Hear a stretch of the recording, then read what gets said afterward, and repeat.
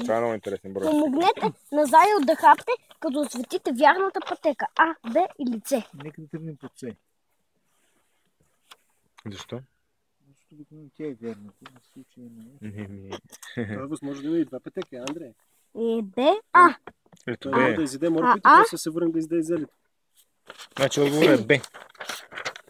Не, всичко ще... Тази кола е страхотна. Помогнете нещо да се сгуби колата, като нарисувате частите, като нарисувате частите е правилното място. Тоест, да нарисуваш отдолу същата, въпросът е, че да са сглобени всички неща. Вратите, антената, това е двигателя.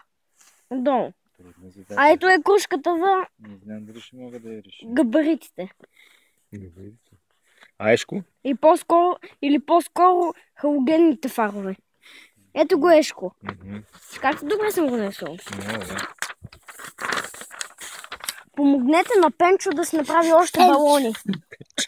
Ето, тук трябва да му направим още балони. Виж колко много неща има. Виж как съм го направил. Кой? Кой е този? Кой е този? Пенчо краси. Пенчо. Помогнете на Ешко да сготви бисквитки, като очертавате по прекъснатата линия продуктите му. Ето.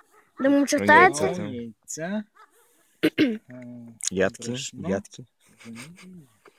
какао, мляко, яйце, брашно, захар и ядки. Сготви. Те са стари издания. Дето 2015 се задава. Хайде третия бой! Давайте трети.